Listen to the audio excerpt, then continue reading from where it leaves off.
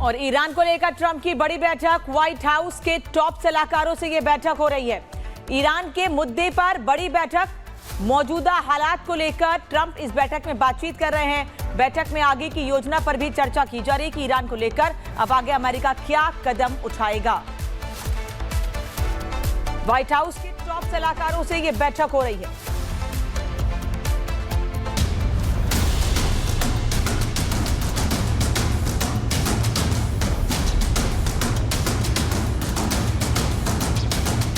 अमेरिकी media reports के मुताबिक वॉशिंगटन में ईरान के खिलाफ बड़े पैमाने पर सैन्य कार्रवाई की योजना पर चर्चाएं तेज हो गई हैं। बताया जा रहा है कि ईरान के दर्जनों राजनीतिक और सैन्य नेताओं को निशाना बनाकर उन्हें मारने की मुहिम शामिल है। इसका मुख्य उद्देश्य ईरान की वर्तमान सरकार को उखाड़ फेंकना, यानी मौजूदा खामनेई शासन का तख्ता पलट करना है।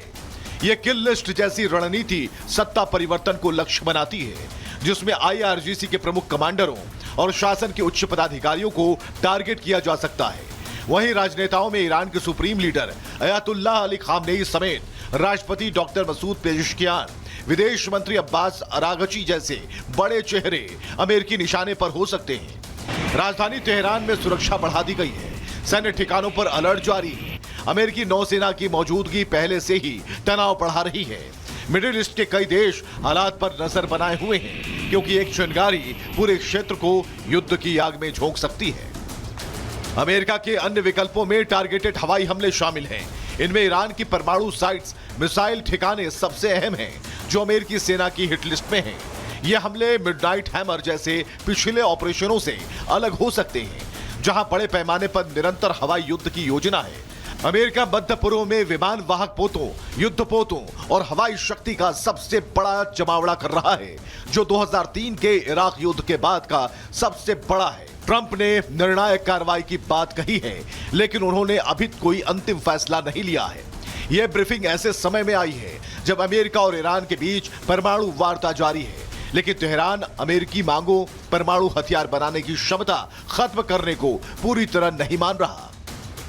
इधर ईरान के सुप्रीम लीडर अयातुल्लाह खामनेई ने अमेरिका को खुली चेतावनी दी है। उन्होंने कहा, अगर ईरान पर हमला हुआ तो अमेरिकी एयरक्राफ्ट कैरियर भी सुरक्षित तो नहीं रहेंगे। खामनेई का दावा है कि जैसे दूसरे अमेरिकी राष्ट्रपति इस्लामिक रिपब्लिक को नहीं गिरा पाए, वैसे ही ट्रंप भी नाकाम रहेंगे। उन्होंने ईरान की ओर एक युद्धपोत भेजा है।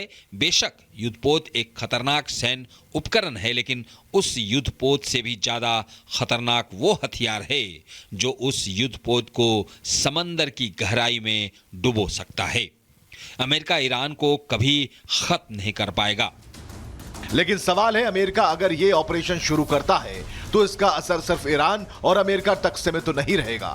तेल बाजार, वैश्विक अर्थव्यवस्था और पूरी दुनिया की सुरक्षा पर इसका गहरा असर पड़ सकता है। तो क्या वाकई 24 घंटे में बड़ा हमला होने वाला है? क्या ईरान और अमेरिका आमने सामने आ जाएंगे, या फिर आखिरी वक्त में कूटनीति से ये टकराव टल जाएगा? फिलहाल दुनिया की निगाहें वॉशिंगटन और तेहरान पर टिकी हैं। Bureau report, Republic Bharat.